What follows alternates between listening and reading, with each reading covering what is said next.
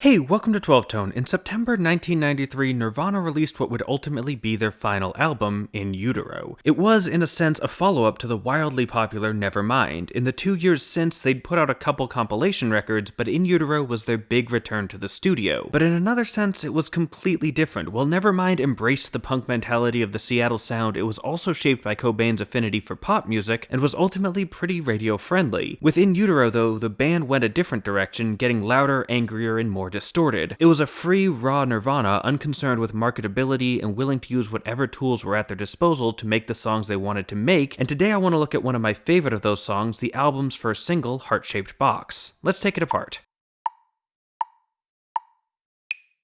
It starts like this,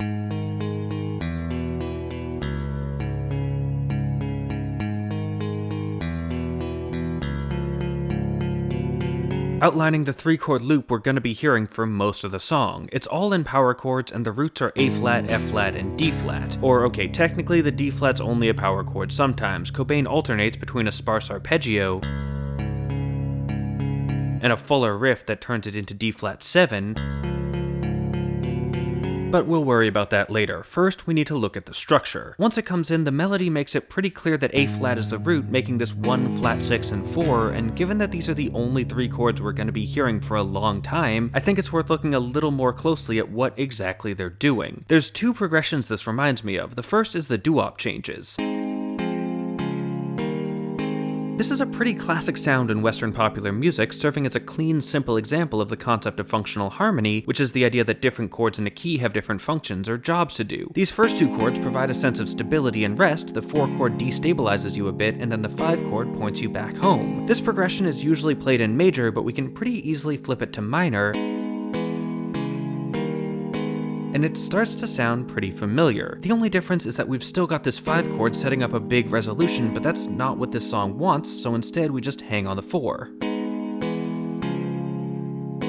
That's one way to look at it at least. The other is as a variation of the Andalusian Cadence.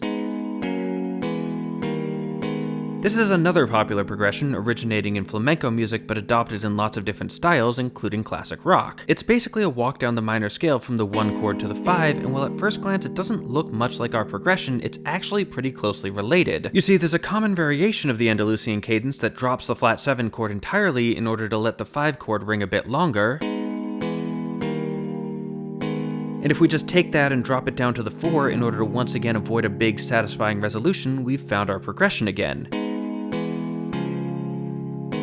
This even helps explain why the D-flat chord is sometimes dominant. That's the quality the 5 chord would have been, so if we view this as a lowered 5 instead of a true 4, it makes a lot of sense. So, which of these explanations is correct? Is this an incomplete minor version of the doo-wop changes, or a flattened take on the simplified Andalusian cadence? Well, neither. That's not how this works. The point isn't that Kurt Cobain took one of these pre-existing progressions and modified it to suit his needs, but the examples are still relevant because they draw from the same harmonic vocabulary, a vocabulary Cobain learned in part by listening to songs that used things like the doo-wop changes in the Andalusian cadence. When he wanted to find chords that sounded familiar but left the listener feeling stranded and hungry for a resolution that wasn't coming, that vocabulary told him that these were the chords to use, and they have that effect on you because you've learned that vocabulary too. Basically, the song is leading you into the same dead end over and over for almost 5 minutes straight. But even if the chords aren't changing, the song certainly is. It's often tempting as a music theorist to focus on just the harmony because chords are big, obvious, and easy to build clear analytical structures around, but they're far from the only important part of music, and songs like Heart-Shaped Box make use of lots of other tools in order to define their various sections. Like, take the intro, it's just Cobain's guitar played with a relatively clean tone. In terms of orchestration, it's simple, vulnerable, and exposed. It's inviting you in to listen to something personal, something emotional, something introspective. Things will get loud later, but right now the music is incredibly intimate. This is also where we're introduced to the D-flat 7, which is surprisingly interesting. Normally, if I saw a bunch of F naturals in the key of A-flat minor, I'd just assume we were using Dorian, which is basically a version of minor that uses a major 6th in order to make it feel a bit less bleak, but that doesn't make much sense here because we literally just played an F-flat chord. We're definitely in natural minor, but natural minor has a minor 4 chord, so what's going on? Well, honestly, I kinda like that sunken 5-chord explanation from the Andalusian Cadence. Basically, in natural minor, the 5 chord is supposed to be minor 2, but in order to get it to point back home, we often swap it out for the 5 dominant from major instead. This feels almost like it's trying to do the same thing, but since we missed the 5 and landed on the 4 instead, the sense of directionality is lost and we're once again left stranded in this harmonic dead end. The D-flat 7 is trying to show us how to get out, but it's pointing the wrong way. From there we go into the verse where the rest of the band comes in. This is, I think, my favorite part of the whole arrangement because instead of one new dynamic, we get 2. Cobain basically keeps going, although he does add a brief C natural over the A-flat power chord, turning it into A-flat major. This is interesting in that it subverts our minor expectations, but since he quickly shifts to the flat 6 chord again and the melody has plenty of C flats, I don't think this indicates any real shift. It's just a little extra bit of disorientation if you catch it. More important though is what Dave Grohl is doing. Under the first 2 chords he's playing a pretty standard rock beat with a snare on beats 2 and 4 and kicks filling the gaps in between, but every time we go to the D flat chord the snares disappear, replaced with what I'm pretty sure is a cross stick, where he mutes the drum head with his hand and then taps the stick against the rim for a woodblock-like sound. This creates a calmer, more mellow effect than a full-on snare hit, so switching back and forth between the two every bar gives the song an almost ethereal push-pull dynamic, repeatedly starting up and then suddenly stopping again. This ties in really well with what the chords are doing, killing the momentum dead in its tracks whenever we wind up back in that harmonic dead end. Eventually we make our way to the chorus where everyone turns on their distortion and the song suddenly gets real loud.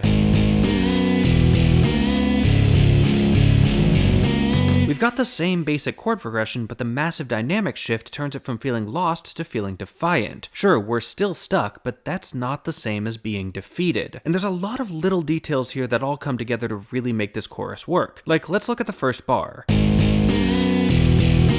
In all 3 instruments, we have a pattern of 2 low hits, then a high hit. We'll get into those high hits in a minute, but if we take them out and just focus on the low ones, we get this, with a pattern of 2 deep thumps and then a pause, and I don't know about you, but when I hear that, my first thought is heartbeat. It's a pretty common musical device because it's such a recognizable sound, and while it's partially obscured here, given the name of the song, I think it's a nice little Easter egg. In between those heartbeats, though, we have the high hits. On the guitar, that takes the form of a bend up from B flat to C flat. Unlike in the verse, where we got a fleeting glimpse of a C natural implying major but without any real commitment, this cements us pretty clearly in minor, and interestingly, he keeps playing this exact same bend over every chord. It doesn't move to the new third, it just keeps hitting C flat every time. Fortunately, that note fits into all 3 chords, and using it over and over helps once again emphasize the defiance of the chorus. Cobain's not pretending he's happy anymore, and he wants to make sure you know. Meanwhile, Chris Novoselic is doing something a little different. His part sounds like this.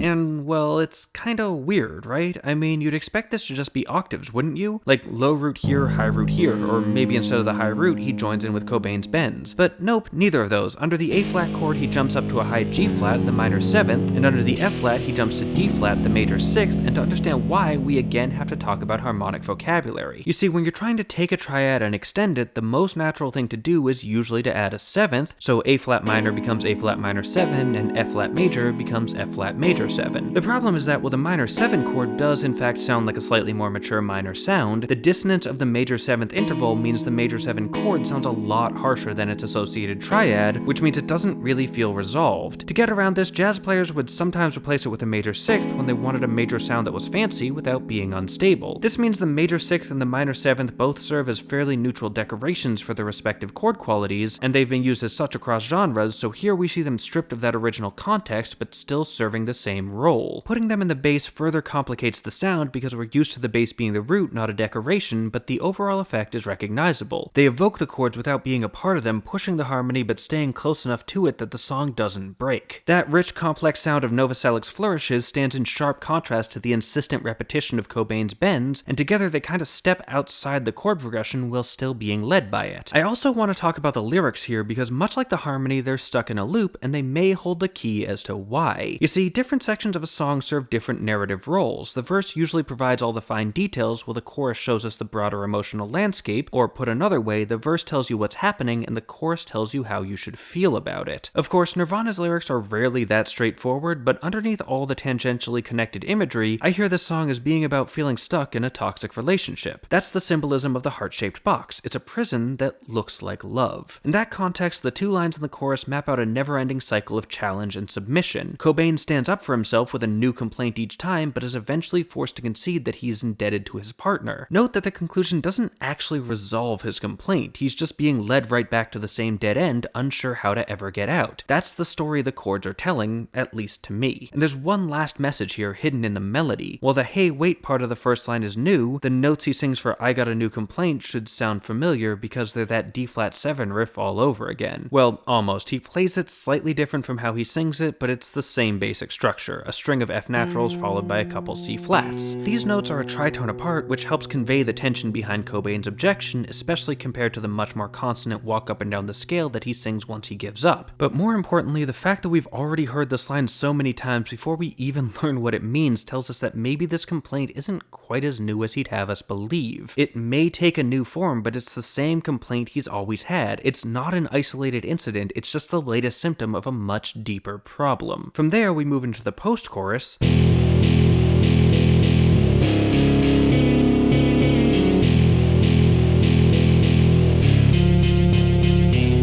which is the only time in the entire song the harmony changes. It's still basically the same progression, but we've lost our one chord. We're sinking a little deeper into the quicksand that is this relationship, and all Cobain can do is beg for your advice until we end on that same riff again, re-establishing our eternal complaint. And that's basically it. They play through those sections again, there's a quick solo over the chorus arrangement, and then we get a long held one, first as a power chord and then as a major triad, giving us a reprieve and a sense that we finally made it home. It doesn't last though. From there we go through the form one last time, ending on a loop through the post-chorus progression into one final statement of the complaint riff. It's bleak, but not all stories have happy endings. Kurt Cobain was in a really dark place when he made this album, and it shows through in Heart-Shaped Box. Sadly, 6 months after In Utero was released, Cobain died by suicide, and looking back with that in mind, it's hard not to read songs like this as a cry for help. So before we wrap up, I just want to say that Cobain's struggles with mental illness aren't unique to him. If this story hits a little too close to home for you, remember, there is help out there. I've included the phone number for the National Suicide Prevention Hotline in the description, and if you think you might need to talk to them, please don't wait to call. The world is a better place with you in it, even if it's hard to see that sometimes. You matter.